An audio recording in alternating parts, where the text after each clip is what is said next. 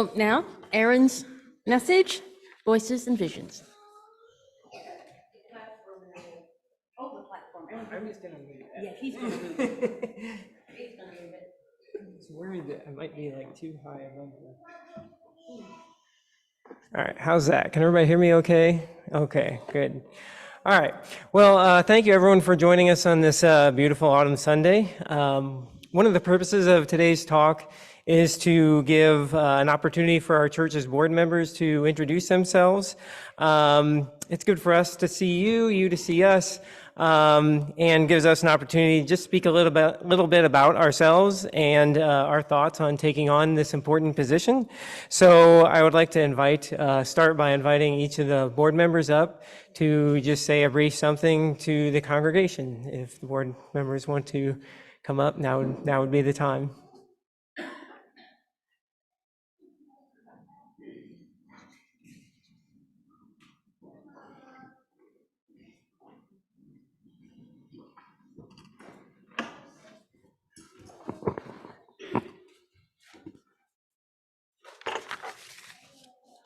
Good morning.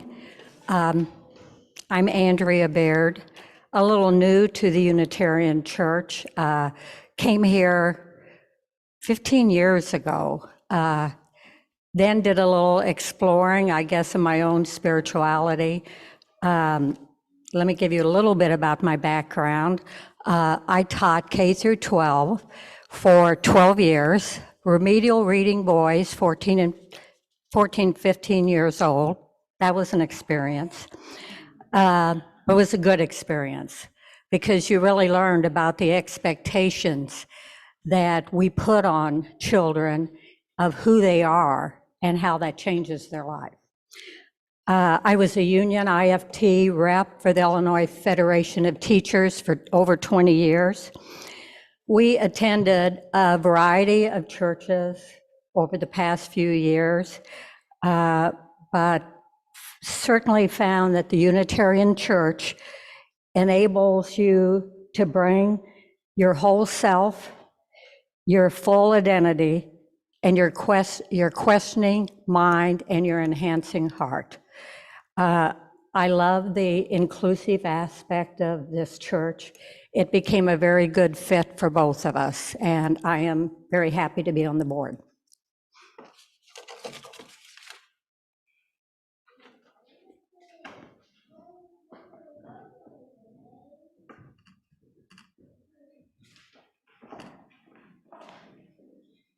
Hello, I am Donna Reinertson. I've been a member of this church for about 10 years, I would say 10 or 11 years, and have been very, very happy here. This has been a wonderful group of people who have been so totally supportive and encouraging and welcoming. As a member of the church, I found that being involved with committee work was the best way to get to know members of the church and to feel like I was a part of it all. Deanna Drew here helped a lot with that because I was a member of the membership committee with her, and she was so excited to have an actual committee to get the work done. Actually, when we first started attending the church, her mother, was her mother, your mother or your aunt? Frida. Yeah, Frida would sit behind us, and she would always have a few words to say to us and encourage us. It was very nice. So in my background, I was raised in Macomb, Illinois, as a Presbyterian, and as an adult, I ended up traveling quite a bit. My first husband was Iranian, Muslim. I moved to Tehran, Iran, and lived there for a while before returning to the United States. Got my bachelor's degree in business administration at the University of Arkansas in Fayetteville, and continue to be traveling quite a bit. Nevada has been home, South Carolina, New York, Illinois, and more recently, right before we came to Quincy, Okinawa, Japan was home. And I think that helps for me here with the church to be accepting and understanding of different nationalities, religious groups, ethnic groups.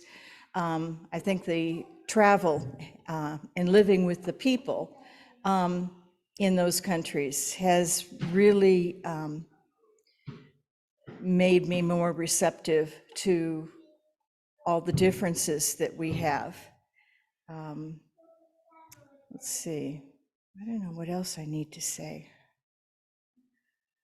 I'm looking forward to working with the board. This will be my second time as a board member. And I came on board when Mike Flanagan was president at that time. And I left the board originally thinking, wow, this was a good experience. I know I'll be a member of the board again in the future. Aaron Arnold was on the board with me at that time as well, and he had a similar response to his experience. So I'm really happy that he is back on the board again. And I'm looking forward to working with this team and to work with the congregation to make sure that we're reaching our potential. And I think that's about it. Thank you.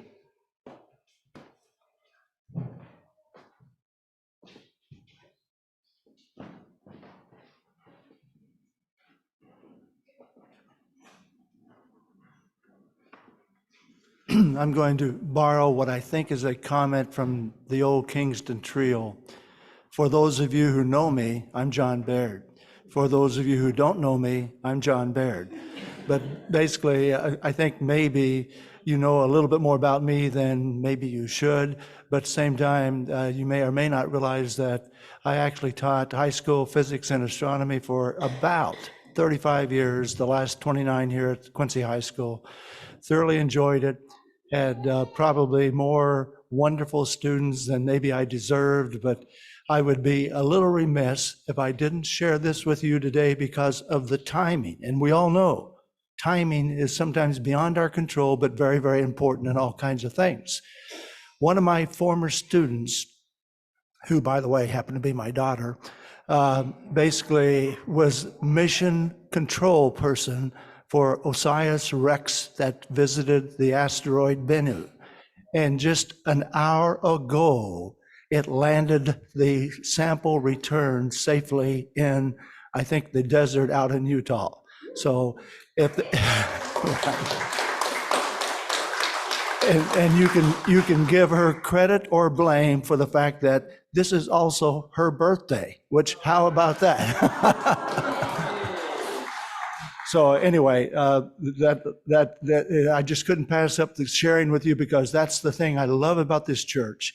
You seem to be all so not only open to new ideas, but questing after knowledge and questing after an understanding, which this sample return could certainly advance our understanding, not just of the solar system, but of even how maybe some of the asteroids seeded this planet for life.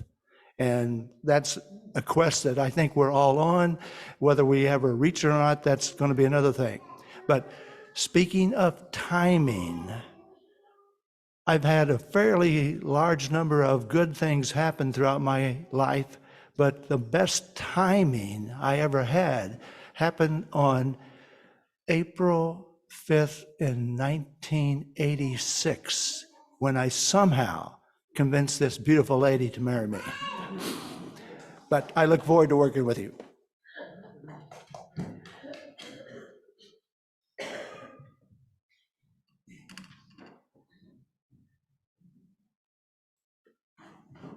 Hi, I'm Carol Nichols. I'm the treasurer of the church and on my second term as a board member. And I want to quote a very good friend of mine from 1984, Nana Crump, or Virginia Crump. And she looked at me one time when she saw my yard full of diapers hanging on the line. And she said, "Oh, they look beautiful. They're the flags of matrimony." So I welcome today all our flags of matrimony in the back of the room. And we will have it on Babysitter in Residence very shortly. But it's like a line of clean, beautiful diapers. It's like, it's great. So anyway, I came in 1990 and met people like Dr. John Sperry and Jean Sperry, and wonderful people like Libby Haggard and others, and Nair Tai. And I want to ensure everyone that financially we're in wonderful shape. Structurally, we're in good shape. We have amazing people contracting with us, such as Taylor Wood and Sarah Williams, for which we are very grateful, and Stephen and others, and also our lay ministers.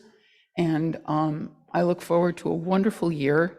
And it's not just the fact that we represent or welcome the different faith systems that are illustrated on that quilt, but also others, such as humanism and Wiccan or pagan.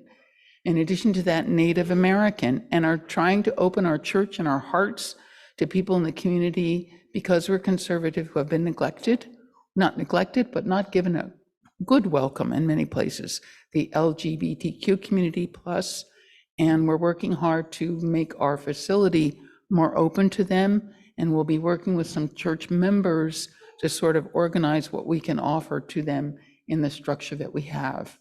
And the church as it is already receptive to quite a few AA groups, which, thanks to the insistence of Mike Flanagan, stayed open and receptive to them throughout COVID because of the need to have a sheltered place in which to live or to meet, and also with other groups like the Safe and Livable Housing Committee and various groups, musically and otherwise. So we try to be open, we try to be a Mecca. We're not perfect, okay? And like a small family, we have our own share of squabbles, but you know what? It's like the flags of matrimony.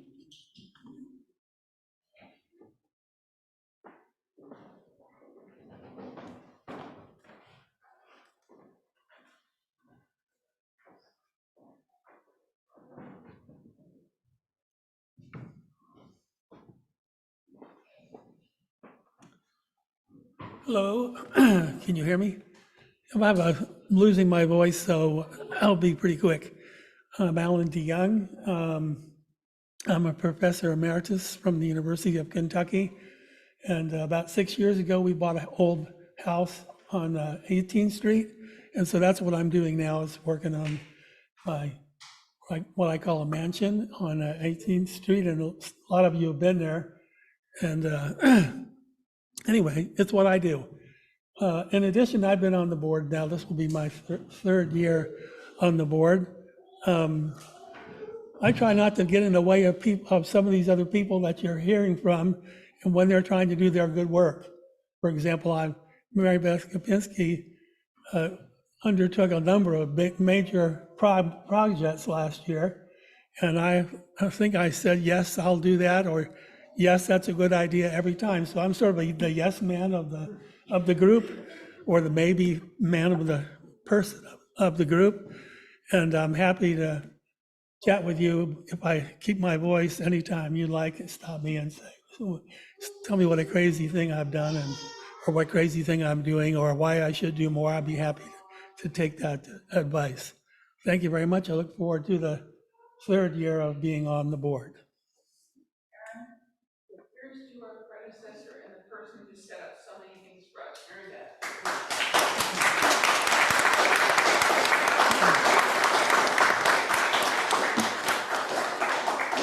Yes. I know Georgia's joining us online. If she asked me earlier if she could say something. Oh, yes. I also have her message, unless she wants to go here. I have her message here, but she can go ahead. Go ahead. Georgia, now's the time to unmute yourself, or we're going to move on.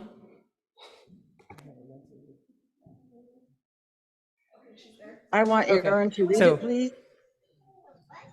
Aaron, will you please read it?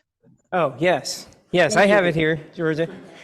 Thank you very much. Yeah, so Georgia was unable to join us this morning. She did want to send along the following message. Because I recently moved 37 miles from our church into our neighboring state of Missouri, I have advised the board that I soon will be resigning from it, most regretfully. But I will be giving up my place, having absolute confidence that the people on our new board are going to serve us very well. I feel honored to have been part of our church leadership for the past 2 years and for a smidgen of this one. Mostly I will be with you each Sunday via Zoom, though I hope to be sitting in a front pew, especially when either Sharon or Steve have pulpit duty. So yes, thank you, Georgia, for that message. And thank you also for your time and dedication that you have given to the church during your time on the board. I speak for all of us when I say your contributions will be missed. So thank you. Thank you very much, Aaron. So, and thank you all board members for those messages. I've had several leadership roles in my life, and one of the recurring things that I find is the leadership role is as successful and smooth as the people that you're leading. So I think this is going to be great for me. I'm honored to be president. I think I have a great group of people that I'm working with, and I think I inherited a good situation from the previous board and board president. So I'm excited about that as well. So I don't have a script here, like it's not all written down. I just have some, so I had one kind of prepared, and then this Tuesday I heard something or something happened that was kind of affected me in kind of a profound way, and I thought, I'm gonna rewrite the whole thing, or redo the whole thing, so, and go a different route. So the song I picked today for the first hymn was Fast Car by Tracy Chapman. Is there anyone here who hasn't heard that song before? Oh, sorry, okay. So yeah, Fast Car by Tracy Chapman. I'm glad some of you hadn't heard it. It's one of my personal favorites. I always like to introduce songs like that to people who haven't heard it before. It has kind of a special meaning to me beyond the fact that it's a great song. I've always liked it. I actually wrote a paper on it when I was in college at WIU. I was a broadcasting major, and I took a class on minority representation in the media. And one of the assignments we had was to find a song.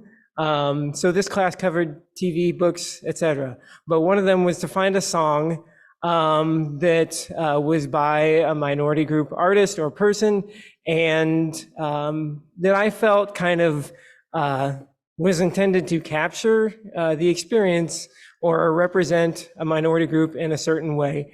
This was in the mid-90s when gangster rap was kind of coming of age, and a lot of my classmates chose songs from that genre. That wasn't quite my thing, so I kind of searched a bit, and I remembered this song, and I remembered Tracy Chapman, and so I chose this song, and I wrote a paper about it. For me, the song was the fast car, in my opinion, my interpretation, and I wrote this in my paper. The fast car was a metaphor.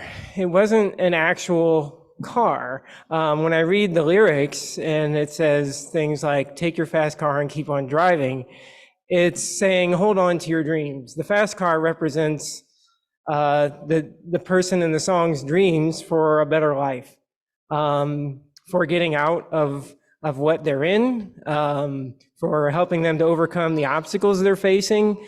And the more I listened to it and the more I got to know Tracy Chapman as an artist, I was always really impressed by how she, through that song and other songs, captured what I felt was the experience for a lot of people living in poverty, especially in inner city America.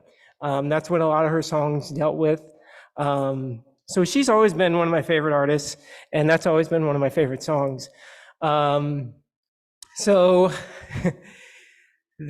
earlier this year, there was a country artist named Luke Combs. And I read somewhere that he had done a remake of this song. And now, as a general rule, prior to that, as a general rule, I've never been too much of a fan of remakes. I don't know. That's just my personal taste. I like original work, etc. Especially, you know, when there's a song that is important to me, and I kind of have a history with, and I've always liked, and sort of introduced me to an artist. So yeah, when I heard that there was a country music singer that redid the song, my first thought was, no.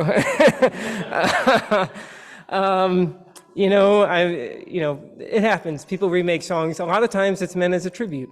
And so, but I don't know. I just wasn't interested. As time went on, more people that I heard about said good things about it. The version's good, and eventually Tracy Chapman herself said, I like it, you know. But still, for me, it just wasn't.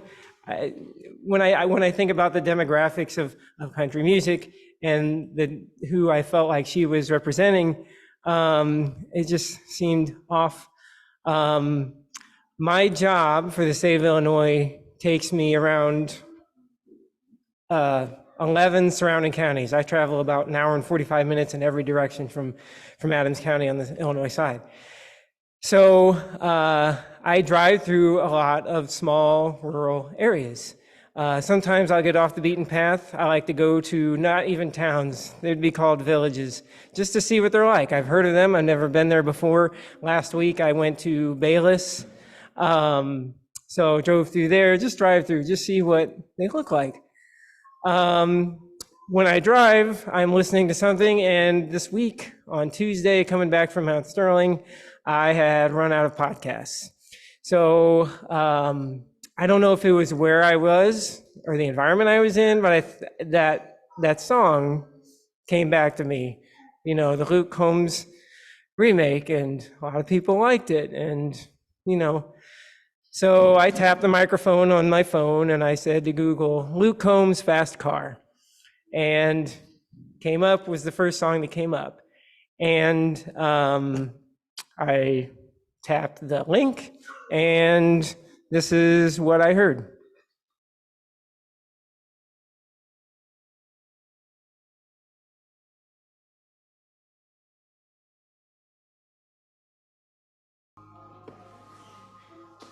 So, about 2 lines into that song, I can't believe I sang this.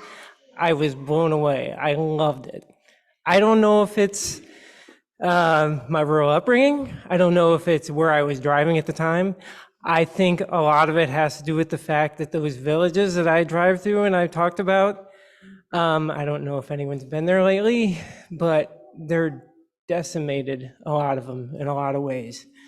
So here I had this song that I had always seen a certain way, and I heard it with and I mean this in an endearing way, twangy voice and the more country style guitar, and it was like, oh my God, this song could have just as easily been written first by the people in those neighborhoods, in those villages. Everything he said and she said was universal. And it hit me. That's kind of what our church is. That's kind of what Unitarianism is. Basic bedrock principles that I think are at the heart of most people. If you go back to our opening words today, we are people of many generations, ethnicities, genders, sexualities, spiritual backgrounds. We may be agnostic, Buddhist, Christian, Hindu, humanist, Jewish, Muslim, pagan, atheist, believers, and those who let the great mystery be. And that's what I think is great about this church. That's why I'm proud to be a Unitarian. That's why I'm even more proud to be a member here, and prouder still to be president of the board. I think this church, And Unitarianism, I think we are the fast car.